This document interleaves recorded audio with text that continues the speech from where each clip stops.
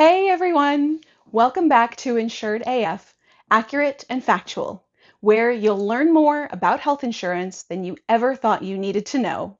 But trust me, you'll be glad you did. I'm McGarity, and I help real people and small businesses make sense of this beautiful mess that we call the U.S. health insurance system. It's open enrollment time again, the annual ritual of confusion. So let's talk about something everyone struggles with: how to actually pick a plan that fits your life, your budget, and your sanity. No spreadsheets required, unless you're into that kind of thing. No judgment. Step one, know what you actually need. Before you even look at prices, stop and think about what you actually use. Health insurance isn't about optimism, it's about risk.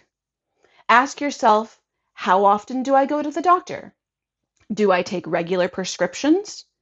Do I know of any upcoming surgeries, pregnancies, therapies, specific doctors? Who's the closest hospital? If you're rarely at the doctor and you have no chronic illnesses, a higher deductible plan might save you money.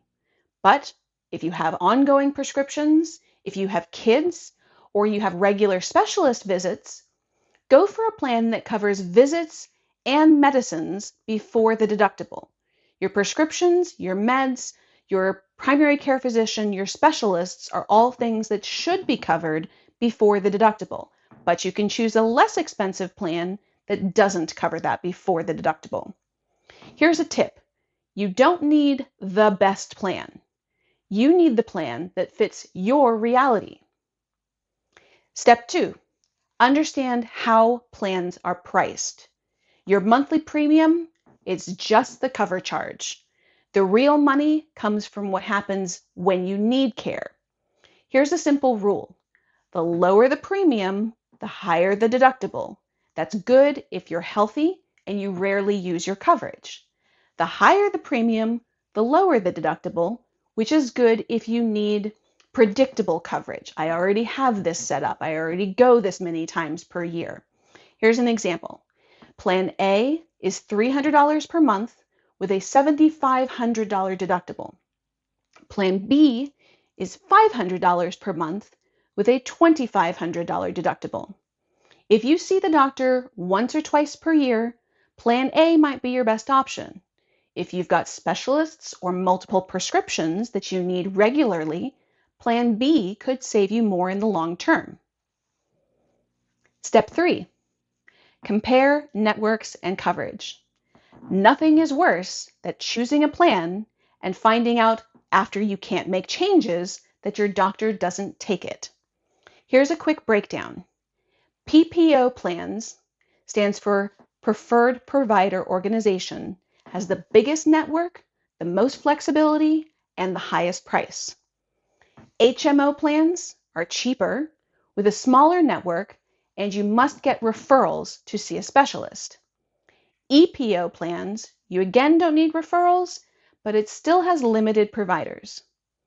Here's a tip. If your favorite doctor doesn't take an Affordable Care Act or Marketplace plan, that's a red flag. Look at private options. They might actually cost less and keep your preferred providers.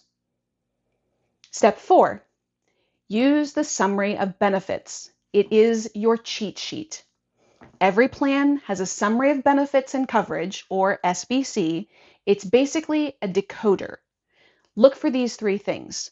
Your deductible, that's what you pay first in medical bills. Your out-of-pocket maximum, which is your worst case scenario in medical bills for the year. And coverage examples, which is on the last page or close to the last page.